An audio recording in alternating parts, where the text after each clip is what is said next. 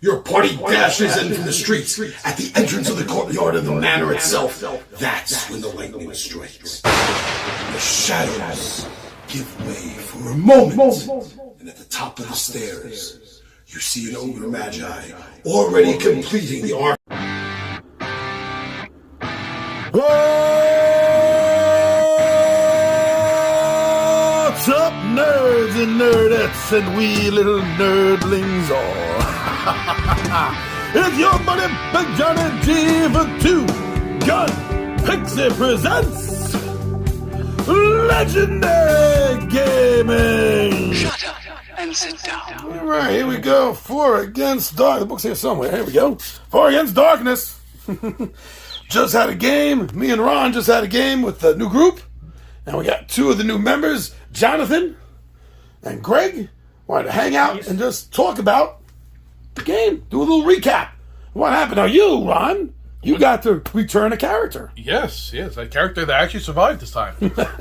Sir Conyers the Mighty, the foppish ogre mercenary, makes his grand return, not being blown up, not being caught on fire, not being stabbed in the back. So, I'm back, baby. Okay, so, and we got Jonathan here. What's up, Jonathan? Hey there, how you doing? We had a good game today, I think. Yeah, it was nice. It was good. And what were you playing? I was playing the Woodland Helper. What was it? The Wilderness Guide. Sorry, Wilderness Guide. And my name was he's Phineas Slurm, man. I did introduce myself with Phineas Slurm. And I to teach a guy where to go and to find the things and get the goblins and we get the gear off. And we were doing 5, and you were using the 5th player option. Mm-hmm. You were one of the regular. Yes. Not that you're not regular. Nope. Regular mushroom. So, Greg, who were you playing? I was playing Durgan Runeshield, the dwarf. And you have a special gem, didn't you? Yeah. Wait. A rune that you put on a gem for the fireball. Yes. That I use once per day, and I used it at the mighty final fight. I said, fireball. And if anyone's wondering, no, he did not ask the size of the room. He just cast the fireball. I said, look, it's not away from us. Go Team Planet.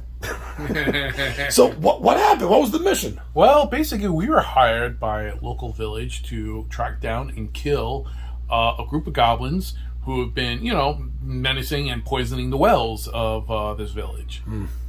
Bad sign.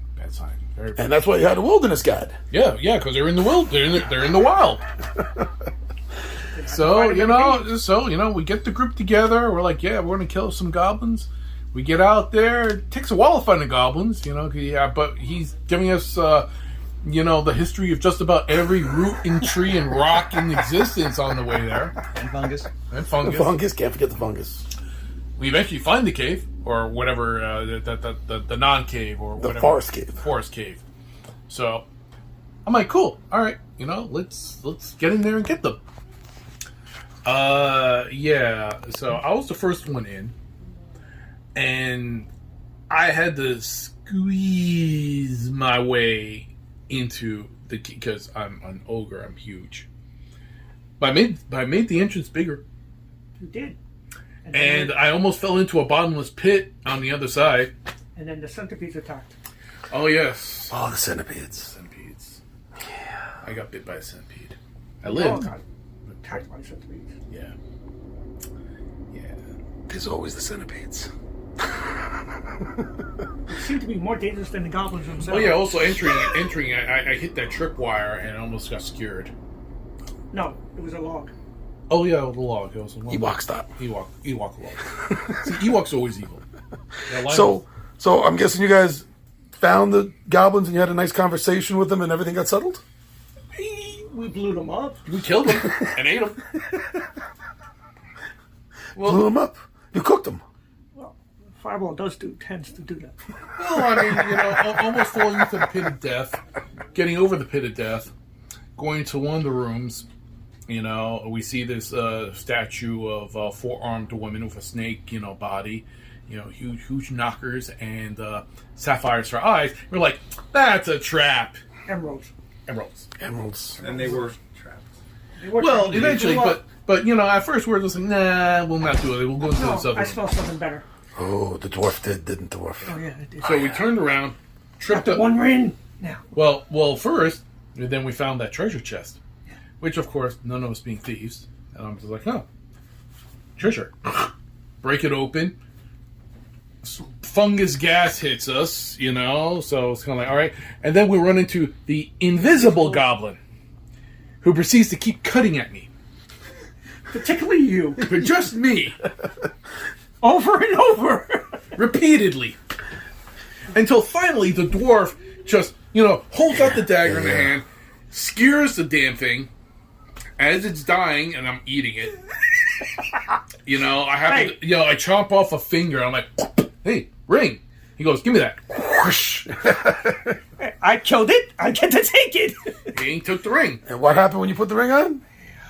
I have the one ring now. Yes. He turns invisible. And, there were 3 sapphires in the treasure chest. I picked them up. There was some gold that was scattered all over the place. And we were like, we're here to kill goblins. So, were there more goblins? Yes. Yes. Eventually. There's always more goblins. we were in the 3 separate rooms at the entrances. There were 3 goblins, 1 on each entrance. But our archer, I don't know. He was looking the other way. He kind of sneezed. Just killed them all. So it was like at that point, Tonto, he named. Tonto. Without the Lone Ranger. But so we go into this other room, looking for more treasure and more goblins. None around. So I'm like, okay. I'm like, what's this on the floor? Ooh, a key. So of course we reach down. I pick it up. I hear a click. And again, another bottomless pit opens up. I definitely dodged before falling in the pit. And funny enough, at the end we found out that was actually the key to the treasure chest. I just now he has a up. key and a lock. Yeah, just a lock and a key. And we check out the 3rd room. There's really nothing in there. So we're like, all right, well, let's go back to the statue with the obvious trap.